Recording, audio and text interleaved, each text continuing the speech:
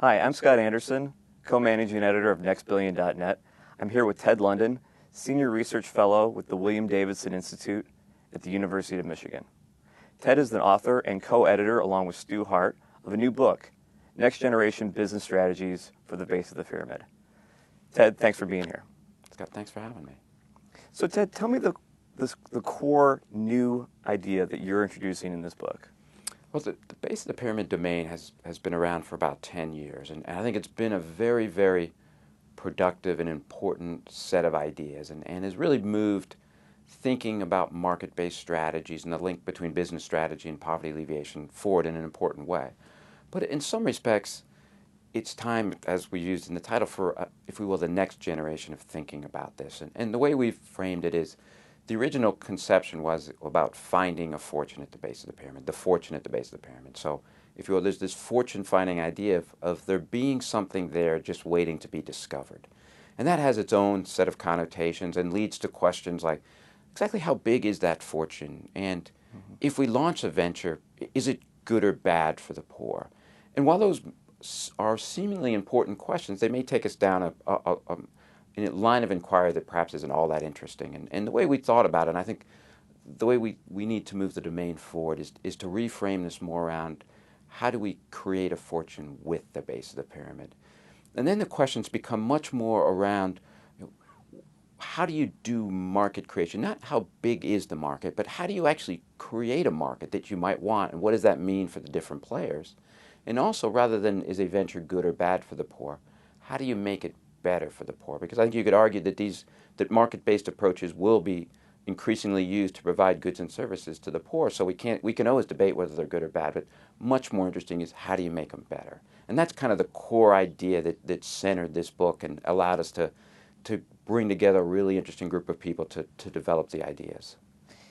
Yeah, on that point, I mean, this didn't seem to come together in maybe the traditional way of asking a practitioner or an expert to please write a chapter on the book. You literally assembled the writers who are in this book in sort of a summit. How did that work?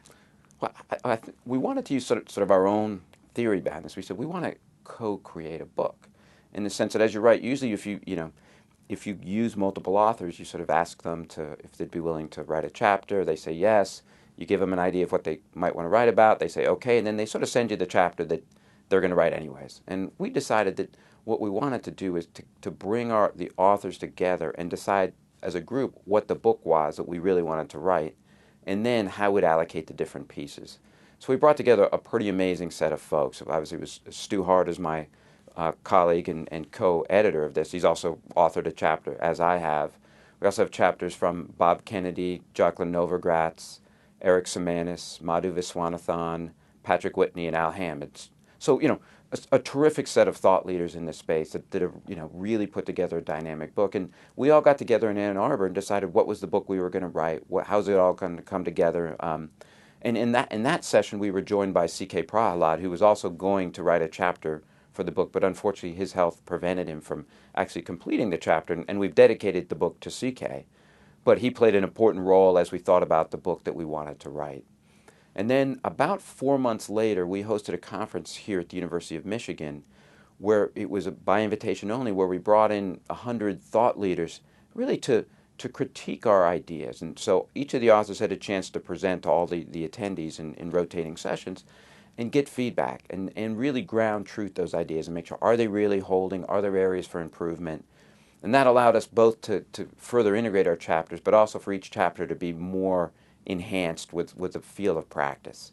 And then we spent quite a bit of time working with each of the authors in their chapters, talking through some of the key points that we wanted to articulate across the chapters. And that was the end goal, that it's really a set of chapters that, although written by some different people, flow together really nicely and bring out what we think are certainly not every issue that we could address, but some of the most important issues in this space around, what's the roadmap for development? How do we think about innovation in this space? What are the environmental implications for this kind of work?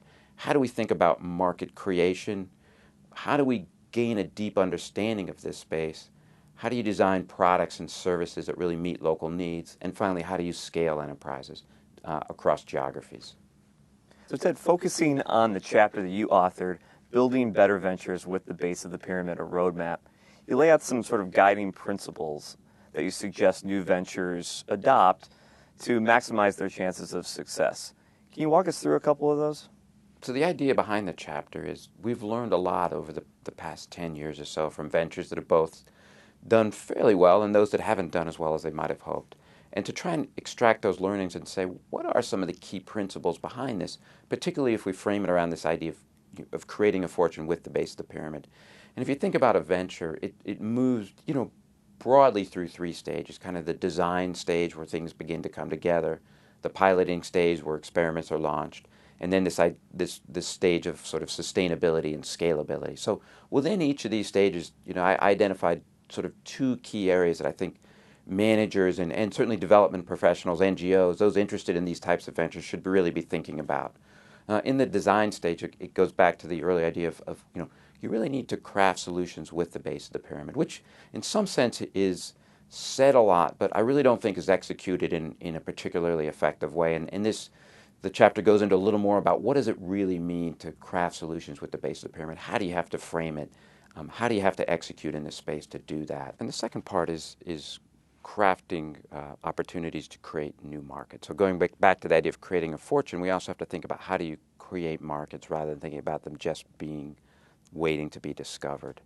When you move to piloting, the ideas are relatively obvious, but the opportunity to do it well has been, ventures have faced challenges in doing this. One is, we actually have to have design effective pilots. And by that in particular, one of the things I mean is we see a lot of people piloting sort of with partners of convenience in the sense of I want to pilot, a nonprofit or a local organization says, sure, come on, let's do it together.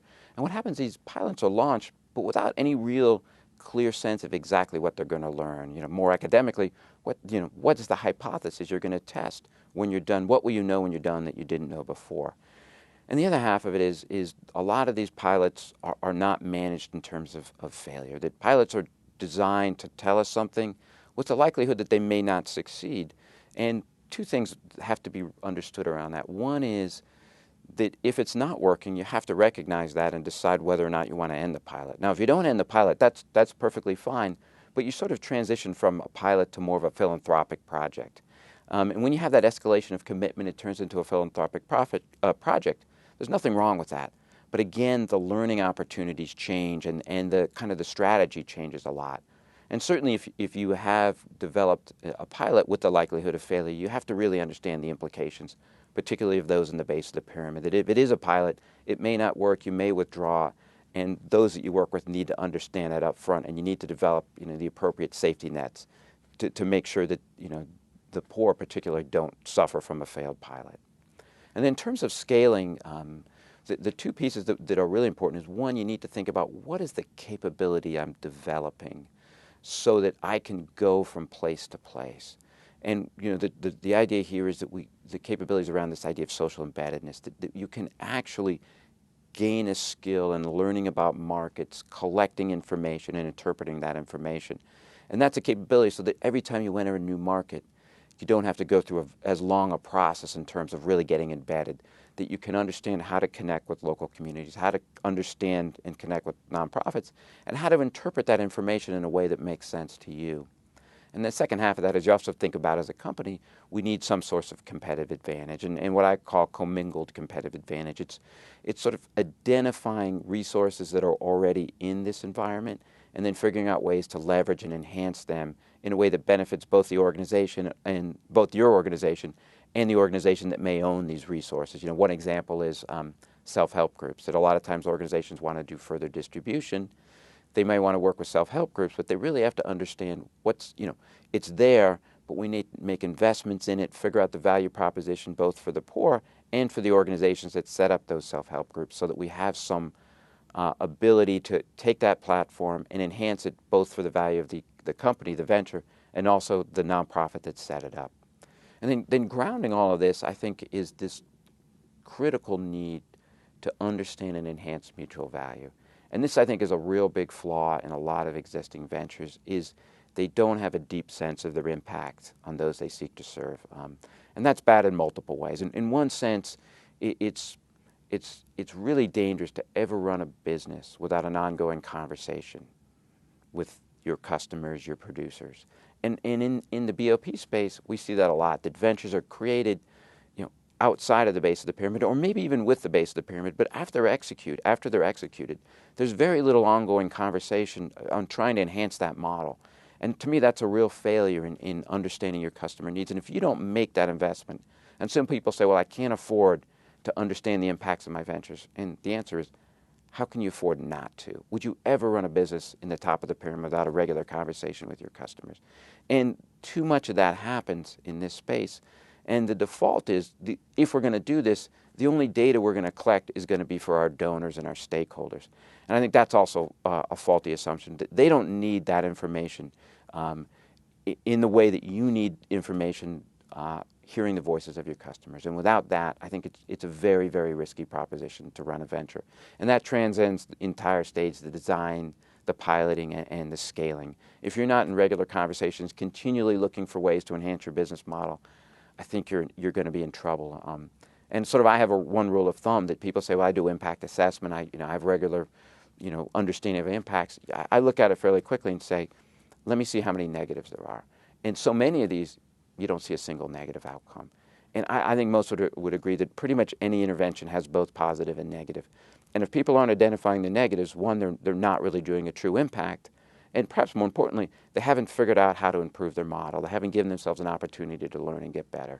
And I think that's dangerous both from a sort of an ethical perspective, saying I'm trying to alleviate poverty, but I don't really know all my impacts. And strategically, I don't know the flaws in my model, so I don't know how to improve. And I think that transcends kind of the whole business model development process. Within that chapter, there's so many opportunities for course corrections and checking what you're doing to make sure it's on target with your initial goals and objectives. Is that a theme that runs through the other chapters of the book as well? Yeah, I think that's the chapters are really presented to give practitioners, those that are running ventures, the development community that's supporting ventures, kind of a general sense of ideas of how to make these better. So it's checkpoints on, how do you think about innovation? What does that mean? If we think about environmental issues, how do we really have to think about them? Are they opportunities for disruptive innovation? And if they are, what do we want to do? How do you execute on market creation? How do you scale? What are some different approaches to scaling that might make sense? And so, in some respects, some of the other chapters dive into specific issues in much greater depth. And I think it's a great set of chapters in providing advice and thinking for this community. We also recognize we can't possibly answer everything, so we end up closing the book with some ideas of both what the book has covered, but more importantly, other opportunities for further conversation, for further dialogue, for further learning. Because we view this as a learning journey, and the book, I think, provides a nice step forward in that, but there's certainly more to be done. Well, Ted, we'll look forward to continuing that conversation on Next Billion, and thanks for your time, and good luck with the book. Thanks, Scott.